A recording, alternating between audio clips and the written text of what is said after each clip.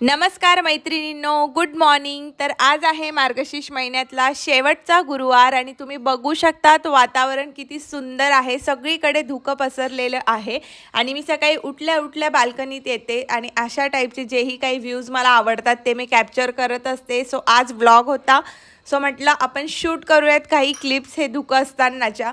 So अशा पद्धतीने माझ्या बाल्कनीचा व्ह्यू आहे. उठल्या उठल्या मी बाल्कनीत आली. आधी मी माझ्या झाडांचे दर्शन घेते.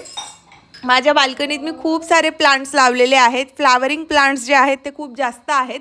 बाल्कनीचा सुद्धा एक सेपरेट व्लॉग मी तुमच्यासोबत शेअर करणार आहे. तो खूप सारे फुलं माझ्या बाल्कनीत असतात रोजच आणि त्यातलेच काही फुलं मी देवांसाठी यूज करत असते. सो बघू शकतात किती साऱ्या कळ्या आलेल्या आहेत गुलाबाच्या फुलाला सुद्धा. तर अशा पद्धतीने खूप छान छान फुलं बघून माझीही दिवसाची सुरुवात खूप छान होत असते. आणि ही आवड मला लहानपणापासून आहे. माझ्या आजीला झाडं लावायला फार आवडायचं आणि तिच्यानंतर मला झाडं लावायला फार आवडायला लागलं. सो त्यामुळे मी छोटीशी बाल्कनी डेकोरेट करण्याचा प्रयत्न केलेला आहे. जितकी जागा आहे त्यातच मी खूप छान प्रयत्न केलेला आहे माझी बाल्कनी रिप्रेझेंट करण्याचा. सो तुम्हाला सेपरेट व्हिडिओ नक्कीच मिळेल. तर आता वाजलेले आहेत 10. सकाळच्या काही क्लिप्स मी तुम्हाला दाखवल्या. आता वाजलेले आहेत 10 आणि माझ्याकडे आहेत फक्त 2 तास, कारण अंशू स्कूलला आहे. तितक्यातच मला सगळं आवरायचं आहे. स्वयंपाक वगैरे ऑलरेडी माझा झालेला आहे आणि आता सगळं आवरून व्लॉगला मी स्टार्ट करणार आहे, पूजेला स्टार्ट करणार आहे. हे गाईज, गुड मॉर्निंग. तर आज आहे नवीन ब्लॉग पुन्हा एकदा आणि खूप डेली मी आता ब्लॉग टाकण्याचा प्रयत्न करणार आहे. बॅक टू बॅक माझे छान छान ब्लॉग्स तुम्हाला बघायला येतील. आणि एक आत्ताच मी ख्रिसमसच्या वेळी एक शूट केलेला आहे, महाराष्ट्रीयन ब्रायडल शूट, तर त्याचा सुद्धा ब्लॉग येणार आहे या ब्लॉग नंतर. आता आज आहे मार्गशीर्षचा शेवटचा गुरुवार. सो आज आहे उद्यापन. सो त्याचीच माझी तयारी चाललेली आहे. आता मी जस्ट हेअर वॉश वगैरे केलेला आहे आणि पूजेची सगळी तयारी करून ठेवलेली आहे. सगळं क्लिनिंग केल्यानंतर आंघोळ केलेली आहे आणि आज पूजा आहे. सो क्लिनिंग खूप मस्त होती. सो आधी क्लिनिंग मग आंघोळ केलेली आहे. आता देवांची पूजा वगैरे करेल आणि 12 वाजेला मी अंशूला घ्यायला जाणार आहे. सो त्याच्या आधी माझ्याकडे आहे फक्त 1 तास आणि त्यात मला पटापट सगळं आवरायचं आहे. चला आता मी तुम्हाला पूजा करतानाच भेटणार आहे. आता पटापट आवरते, नंतर तुम्हाला भेटते. तर मैत्रिणींनो, बघू शकतात खूप सुंदर असे हे पॅचेस मी बनवलेले आहे. मी दिवसभरात 2-3 वेळा हे पॅचेस बघते, इतके मला हे आवडलेले आहेत. सो आजची थीम जी आहे ती ब्लू आहे. सो ब्लू पॅच जो आहे तो तर मस्त होता. सो याला मी काल अर्ध्या तासात रेडी केलेला आहे. अर्धा तास लागतो, कमीच लागत असेल. 20 मिनिटात मी हा पॅच क्रिएट केलेला आहे. खूप सुंदर असा. हे आधीचेच आहेत व्हाईट. बघूयात आता हे तिघं छान वाटतात की सिंगल ब्लूज ठेवावा लागतो. आज उद्यापन आहे. सो मी 3 जणींची ओटी भरणार आहे. सो 3 जणींसाठी हे 3 पुस्तक. त्यानंतर येल्लो किंवा व्हाईट फुलं जेही छान वाटतील. आय थिंक येल्लो छान जाईल कारण ब्लू आणि गोल्डन आहे. सो येल्लो छान सूट होतोय. सो येल्लो फुलं, ब्लू कलरची ही देवीची साडी, ब्लू कलरचं हे देवांचं कापड. त्यानंतर हे 3 चौरंग आहेत, छोटे छोटे आसन. आणि हे ब्लू कलरचे मी घेतलेले आहेत कॅन्डल होल्डर, माझ्याकडे आहेत ऑलरेडी. आणि त्यानंतर ही पूजेसाठी हे 5 पानं. त्यानंतर देवीसाठी वेणी आणि ही आहे देवीची वेणी. तुम्ही बघू शकता खूप सुंदर आहे. आणि येल्लो यासाठी आणलंय. आज थोडं ब्लूला येल्लो गोल्डन आहे, सो त्यामुळे येल्लोच करायचं ठरवलंय. हा आहे हार, देवीसाठी आणलेला आहे. बघू ॲज अ हार किंवा डोक्यावरनं मी गजरा टाईप सुद्धा करेन, जे छान वाटेल त्यावेळेला. मला जे सुचेल ते मी करणार आहे. सो आतापर्यंतची एवढी पूजेची तयारी माझी झालेली आहे मॉर्निंगलाच. सो आता पटापट सगळं काही आवरणार आहे आणि मग भेटूयात आपण. तर गाईज, बघू शकतात तुम्ही, आता मी देवघर आवरायला घेतलेलं आहे. आज खूप सुंदर अशी मांडणी करायचा विचार आहे. सो आजची थीम ब्लू आहे, जसं की मी तुम्हाला सांगितलं. सो ब्लू कलरचं आसन मी आधी देवांना टाकून घेणार आहे आणि देव माझे सगळे धुवून झालेले आहेत. बऱ्याच वेळा मी तुम्हाला देवांना मी कसं क्लीन करते किंवा देवांना मी कसं उजळवते त्याचेही शॉर्ट्स मी तुमच्यासोबत शेअर केलेले आहेतच. तर म्हणून आज डिरेक्टली मी सगळं क्लिनिंग वगैरे झाल्यानंतर पूजा कशी मांडते आणि देवघराच्या पूजेला मी कशी सुरुवात करते, देवघराच्या क्लिनिंग नंतर माझ्या काय प्रोसिजर्स आहेत ज्या मी करत असते. सो बघू शकतात, सगळ्यात आधी मी जी देवघराची माझी पहिली पायरी आहे ती नॉर्मल ज्या पायरी असतात त्यापेक्षा थोड्या मोठी घेतलेली आहे लेंथ, कारण त्यावर माझे सगळे मेन देव असतात, कुलदैवत, ज्याही काही माझ्याकडे देवी देवतांच्या मूर्ती आहेत त्या सगळ्या मी पहिल्या पायरीवर येण्यासाठी व्यवस्थित त्या पायरीची लेंथ मला हवी तितकी करून घेतलेली आहे। आणि सेकंड जी आहे पायरी माझी ती आहे खंडेरावांसाठी। हे सगळं आधी माझ्या डोक्यात होतं, खंडेराव माझ्याकडे नंतर आले, बट त्याची तयारी मी आधीच करून घेतलेली जेव्हा माझ्या घराचं इंटेरियर चालू होतं। सो ब्लू कलर आहे आणि त्यात थोडंसं कॉन्ट्रास्ट द्यावा म्हणून येल्लो घेतलेला आहे। सो ज्याने देव जे आहेत ते उठून दिसतील आणि सुंदरही वाटेल। कॉम्बिनेशन कधी छान वाटतं देवांच्या गोष्टींसाठी किंवा देवांसाठी। सो त्यामुळे मी अशी येल्लो कलरचं कॉन्ट्रास्ट करून कॉम्बिनेशन बनवून घेतलेलं आहे। सो आता मी देवांची जे आसन आहे त्याबद्दल तुम्हाला सांगणार आहे। बऱ्याच जणींनी मला विचारलेलं आहे, पर्सनली मेसेज करून सुद्धा विचारलेलं आहे की जे देवासाठी तू छोटे छोटे आसन घेतलेले आहेत ते कुठून घेतले। तर त्याचा एक सेपरेट व्लॉग मी शेअर केलेला आहे माझ्या ह्याच यूट्यूब चॅनलवरती। सो मी हे सगळं ऑनलाईन घेत असते, ऑफलाईन जर का मला मिळाले, एक दोन वेळा मी ऑफलाईनही घेतलेले आहेत। बट तुम्हाला जर का असे सेम टू सेम परचेस करायचे असतील तर तुम्ही ऑनलाईन घेऊ शकतात। लिंक्स माझ्या सगळ्या त्या व्लॉगमध्ये मी दिलेल्या आहेत। मीशो ॲमेझॉनवरून मी ह्या सगळ्या गोष्टी ज्या आहेत त्या घेत असते, पण सर्च करणं फार डिफिकल्ट आहे म्हणून तुम्हाला डिस्क्रिप्शन बॉक्स हा चेक करावाच लागणार आहे। सो थर्ड जी माझी स्टेप आहे त्यात मी ह्या 7 कवड्या ठेवलेल्या आहे जे लक्ष्मीचं प्रतीक आहे। त्यानंतर गजलक्ष्मी म्हणजे ते 2 हत्ती जे तुम्हाला दिसत आहे ते जस्ट मला माझ्या बड्डेला माझ्या हजबंडने गिफ्ट केलेले आहेत। मला देवाच्या गोष्टी फार आवडतात, सो मी देवाच्याच गोष्टी ॲज अ गिफ्ट पण त्यांच्याकडून घेत असते। सो ते मला गिफ्ट मिळालेले आहेत। त्यानंतर माझ्याकडे एक चांदीची नोट आहे ती मी ठेवलेली आहे आणि अशा पद्धतीने माझी लास्ट स्टेप जी आहे ती मी डेकोरेट केलेली आहे। त्यानंतर स्वामी समर्थ महाराजांना मी फेटा माळ आणि आसन व्यवस्थित लावून दिलेलं आहे। आणि जी लास्ट माझी स्टेप आहे, ॲक्च्युली ती स्टेप नाही आहे, ते मी साईडने काढण्यासाठी बनवून घेतलेलं आहे आणि त्यावर मी दिवा वगैरे लावत असते। एक्स्ट्रा डेकोरेटिव्ह पार्ट जो काही आहे तो त्या स्टेपवर असतो। तर बघू शकतात आज देव किती सुंदर आणि स्वच्छ दिसत आहे, उजळलेले वाटत आहे, खूप सुंदर आहेत ते दोघं लिक्विड ज्यांनी मी माझे देव उजळत असते। तर तुम्हाला अजिबात वाटणार नाही की कालच दुकानातनं आणलेले आहेत, इतके सुंदर उजळले जातात देव त्याने। सो अशा पद्धतीचे हे माझी मांडणी आहे। अशा पद्धतीने मी देवघर मांडत असते नेहमी आणि मला खूप फ्रेश वाटतं जेव्हा हे सगळं डन होतं आणि खूप सुंदर असे छान वाइब्स येत असतात मला। येता जाता मी देवघराकडे बघत असते आणि मला खूप पॉझिटिव्हिटी मिळते आतून, पण मला खूप छान वाटतं आणि यानेच माझी एनर्जी जी आहे ती टिकून राहते असं मला वाटतं। सो ह्या काही गोष्टी आहेत देवपूजा केल्याने ज्या तुम्हाला मिळत असतात। तर मैत्रिणींनो आता मी तुम्हाला करून दाखवणार आहे प्रसादाचा शिरा। तो माझ्या स्टाईलने मी तुम्हाला करून दाखवणार आहे। आणि होच दुपारनंतर मी व्लॉग जो आहे तो कंटिन्यू नाही केला कारण खूप धावपळ झाली आणि अचानक माझ्या घरी माझे पप्पा आणि पाहुणे आले, त्यांच्यासोबत त्यांचे मित्र वगैरे। सो त्यात माझा बराच वेळ गेला आणि नंतर मला खूप धावपळ झाली आणि आज व्हिडिओ शूट करून द्यायलाही माझ्याजवळ कोणी नाही आहे। सो त्यामुळे मी व्हिडिओ शूट केलेला नाही आहे पूर्ण पूजेचा, बट पूजेचे ऑलरेडी व्हिडिओ शेअर झालेले आहेत 2-3 तुमच्यासोबत। सो मांडणी वगैरे सगळं तुम्हाला ऑलरेडी दाखवलेलंच आहे मी। या पुढचं मी तुम्हाला आजच्या याच्यात शिऱ्याची रेसिपी दाखवणार आहे जो आपण प्रसादासाठी बनवत असतो, केळीचा शिरा। तर मैत्रिणींनो आता मी तुम्हाला करून दाखवणार आहे प्रसादाचा शिरा। तो माझ्या स्टाईलने मी तुम्हाला करून दाखवणार आहे। आणि होच दुपारनंतर मी व्लॉग जो आहे तो कंटिन्यू नाही केला कारण खूप धावपळ झाली आणि अचानक माझ्या घरी माझे पप्पा आणि पाहुणे आले, त्यांच्यासोबत त्यांचे मित्र वगैरे। सो त्यात माझा बराच वेळ गेला आणि नंतर मला खूप धावपळ झाली आणि आज व्हिडिओ शूट करून द्यायलाही माझ्याजवळ कोणी नाही आहे। सो त्यामुळे मी व्हिडिओ शूट केलेला नाही आहे पूर्ण पूजेचा, बट पूजेचे ऑलरेडी व्हिडिओ शेअर झालेले आहेत 2-3 तुमच्यासोबत। सो मांडणी वगैरे सगळं तुम्हाला ऑलरेडी दाखवलेलंच आहे मी।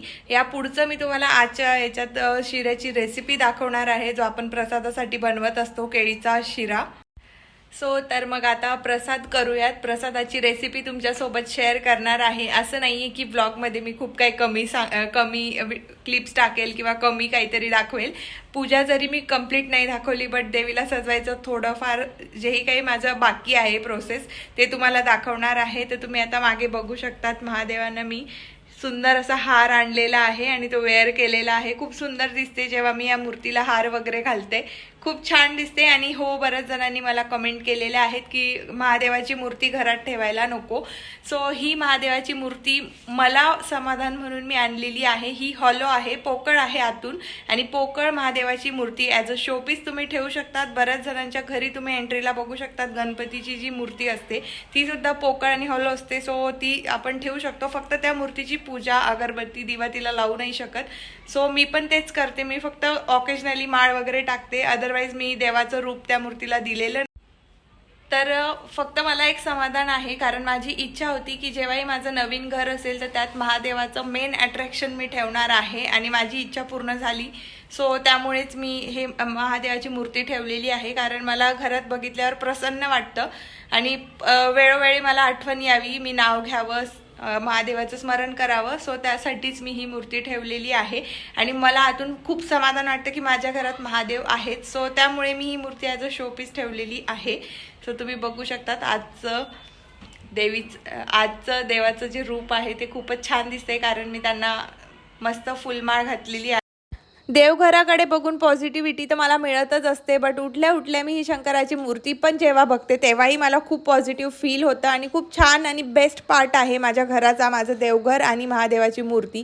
मला खूप छान वाटतं, प्रसन्न वाटतं त्यामुळे. तर मैत्रिणींनो, जेव्हा ही मूर्ती घ्यायचा विचार माझ्या डोक्यात आला, सो मलाही कुठेतरी आतून भीती वाटायची की महादेवाची मूर्ती घरात असायला नको की असायला हवी. मी यूट्यूबला पण खूप सर्च केलं, आणि त्यानंतरच माझ्या घरी पूजा होती नवचंडीची आणि वास्तुशांतीची. सो जेही काही 5-6 पंडित होते येणारे, जेही काही ब्राह्मण होते, त्यांना सगळ्यांना मी विचारलं. प्लस नेहमीचे माझे जे ब्राह्मण आहेत, आमच्या आईंचे जे ब्राह्मण आहेत, माझ्या मम्मीकडचे जे ब्राह्मण आहेत, सगळ्यांना मी विचारलं. जवळजवळ 7 ते 8 ब्राह्मणांना विचारल्यानंतर त्यांचं एकच सजेशन होतं की तुम्ही मूर्ती ठेवा, बट ती पोकळ असायला हवी, आणि त्याला तुम्ही देवाचं रूप द्यायचं नाहीये. ॲज अ शोपीस तुम्ही महादेवाची मूर्ती घरात ठेवू शकता. सो अशा पद्धतीनेच मी पोकळ मूर्ती घेतलेली आहे, आणि माझ्या घरात ॲज अ शोपीस आहे. तो मला खूप छान वाटतं. उठल्यावर सुद्धा मी या मूर्तीकडे बघितल्यावर मला खूप प्रसन्न वाटतं, आणि खूप सुंदर आहे. तुम्ही बघू शकतात, अगदी रेखीव नागडोळे आहेत मूर्ती.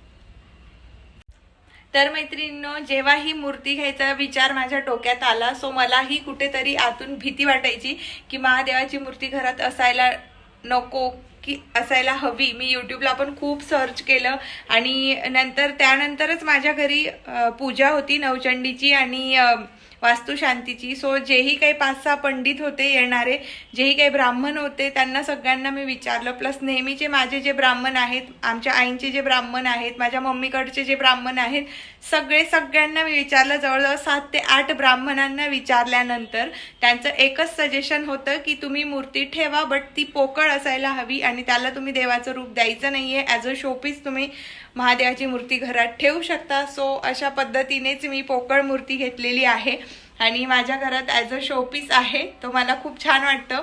उठल्यावर सुद्धा मी या मूर्तीकडे बघितल्यावर मला खूप प्रसन्न वाटतं, आणि खूप सुंदर आहे. तुम्ही बघू शकतात, अगदी रेखीव नागडोळे आहेत मूर्ती. सो आय होप की तुमचा डाऊट क्लिअर झालेला असेल, आणि यापुढे असे कमेंटही करू नका की महादेवाची मूर्ती घरात का आहे, कारण मला वाईट वाटतं. मला ही मूर्ती खूप आवडलेली होती, आणि मला हवंच होतं. महादेवाचं रूप माझ्या घरामध्ये असायलाच हवं. पिंड, लिंग आपण देवघरात ठेवतोच. सो मला अशा टाईपने महादेव हवे होते की बघता क्षणी मला वाटलं पाहिजे की नाही, माझ्या घरात महादेवांचं आहे, काही ना काहीतरी आहे. सो त्यामुळे मी ठेवलेली आहे. आय होप तुमचे सगळे डाऊट्स क्लिअर झालेले आहेत. चला तर मग आता दाखवते तुम्हाला मी प्रसादाचा जो शिरा असतो त्याची रेसिपी, जो मी केळीपासून बनवणार आहे. चला तर भेटूयात किचनमध्ये. तर मैत्रिणींनो, प्रसादाच्या शिऱ्यासाठी महत्त्वाचं इन्ग्रेडियंट आहे ते म्हणजे गाईचे तूप. तर मी इथे गोवर्धनचं गाईचं तूप घेतलेलं आहे, आणि आजचा जो माझा शिरा आहे तो 2 वाटी रव्यांच्या प्रमाणात मी घेणार आहे, कारण मला प्रसादही वाटायचा आहे. सो केळी मी घेतलेल्या आहेत. तूप गरम झाल्यानंतर त्यात 4 ते 5 केळी मी माझ्या रव्याच्या अंदाजानुसार घेतलेल्या आहेत. तुम्ही जितका कराल त्या अंदाजानुसार तुम्ही घेऊ शकतात. सो केळींचा इसेन्स जो आहे तो पूर्णपणे तुपात मी उतरवून घेणार आहे, आणि त्यानंतर त्यात ॲड करणार आहे ड्रायफ्रूट. तर त्याच्यासाठी ड्रायफ्रूट मी आधी खलबत्त्यात बारीक करून घेणार आहे, कारण मला कापलेले ड्रायफ्रूट्स नाही आवडत. सो त्यामुळे तर ड्रायफ्रूट मी त्यात ॲड करणार आहे आणि पुन्हा छानपैकी असं त्यांना भाजून घेणार आहे तुपातच. आणि केळीचा इसेन्स पूर्ण उतरल्याशिवाय तुम्हाला ड्रायफ्रूट ॲड करायचे नाही आहेत. सो तुम्ही आधीही ड्रायफ्रूट करू शकतात किंवा नंतरही त्यांना भाजून घेऊ शकतात. बट मी केळीतच मिक्स केलेले आहे आणि त्यानंतर 2 वाटी रवा त्यात घातलेला आहे आणि रवा खूप छान असा भाजून घ्यायचा आहे. एक एक दाणा त्याचा फुलून येईपर्यंत तुम्हाला भाजायचा आहे आणि त्यानंतर दूध ॲड करायचं आहे आणि जास्त न मिक्स करता तुम्हाला डिरेक्टली झाकणाने झाकायचं आहे. 2 मिनिटानंतर लो फ्लेमवर झाकून ठेवल्यानंतर बघू शकतात असं काही टेक्स्चर तुम्हाला दिसेल. हे टेक्स्चर येईपर्यंत तुम्हाला ते दूध आत शिजू द्यायचं आहे व्यवस्थित रव्याला. आणि त्यानंतर साखर टाकायची आहे. साखरही तुम्हाला मिक्स करायची नाही आहे, ॲज इट इज तुम्हाला झाकायची आहे. आणि त्यानंतर साखरेच्या पाण्याला तुम्हाला मिक्स करायचं आहे आणि देन असंच टेक्स्चर येतं. तर मैत्रिणींनो, मी झालेली आहे रेडी. तुम्ही बघू शकता सुंदर असं मंगळसूत्र वेअर केलेलं आहे आणि आता मी प्रॉपर महाराष्ट्रीयन लुक केलेला आहे. आजची थीम जी आहे ती ब्लू आहे. सो तुम्हाला आता मी दाखवते की मी देवीचं रूप अजून किती खुलवलं आहे आणि किती सुंदर दिसते माझी देवी. ते पण तुम्हाला दर व्लॉगमध्ये, प्रत्येक गुरुवारच्या व्लॉगमध्ये मी देवीचं पूर्ण मांडणी दाखवली. आज डिरेक्टली तुम्हाला मी पूजा दाखवणार आहे. सो तुम्ही बघू शकतात.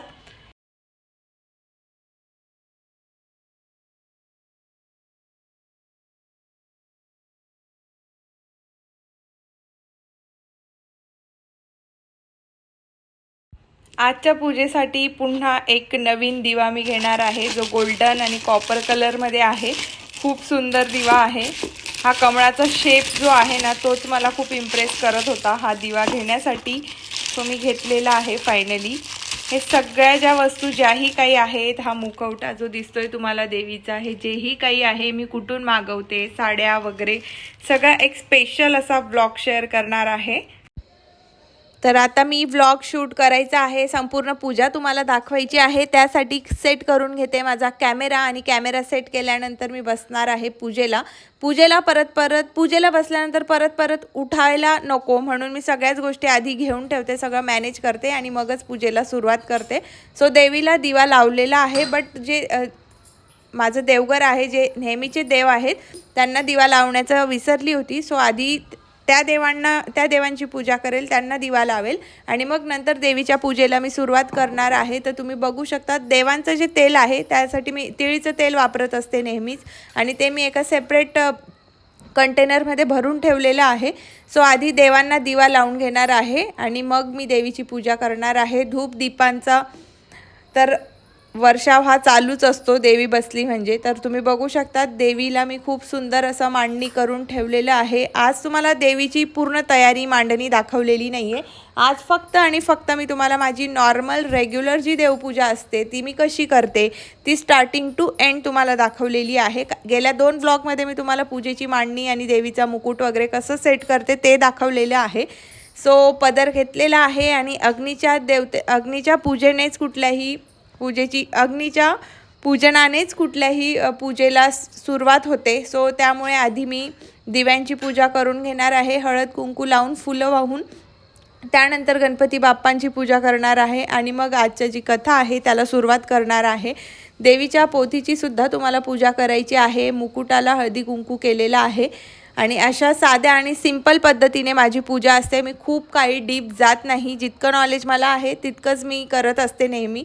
सो स्वतःलाही हळदी कुंकू लावून घ्यायची आहे. देवीला हळदी कुंकू लावल्यानंतर त्यानंतर माझ्याकडे हे देवीचे पावलं होते जे मी दिवाळीत घेतलेले. सो मी सहज ते पावलं असे ठेवून बघितले आणि खूप सुंदर वाटत होते. सो त्यासाठीच पूजेला पण मी राहू दिले. तर त्या पावलांची सुद्धा पूजा करून त्यांना फुलं वाहिलेले आहेत.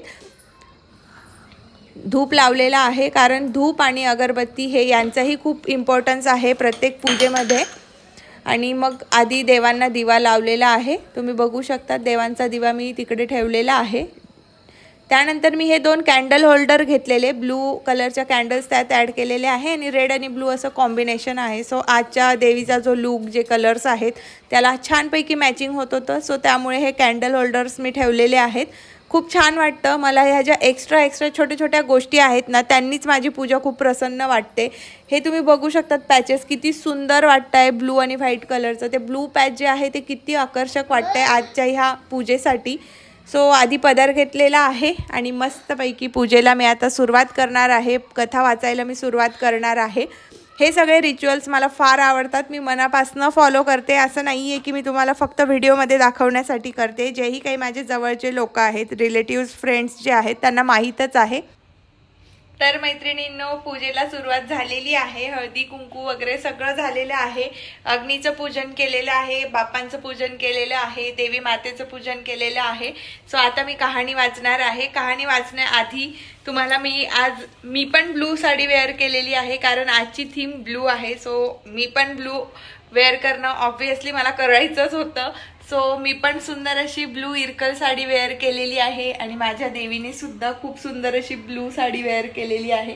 आज सगळं ब्लू आणि गोल्डन आहे. खूप सुंदर दिसतंय. मंदिर तर माझं खूप सुंदर आहे आणि देवी सुद्धा बोलायला करते. इतकं सुंदर आजचं वातावरण आहे. खूप प्रसन्न वाटतंय मंदिराकडे बघून, देवघराकडे बघून आणि देवीचं इतकं सुंदर आणि आकर्षक रूप बघून. तुम्ही बघू शकतात, खूप सुंदर दिसतंय.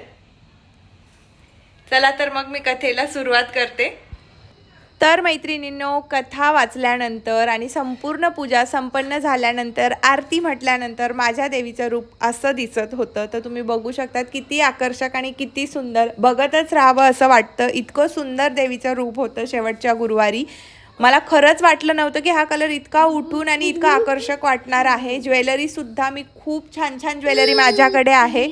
सो सगळी ज्वेलरी मी देवीला वेअर करवलेली आहे, जी ही आजच्या लुकसाठी मला छान वाटली, अगदी सुटेबल वाटली. सो अशा पद्धतीने देवीचं जे आहे पूर्ण पूजा मांडणी सगळं संपन्न झालेलं आहे.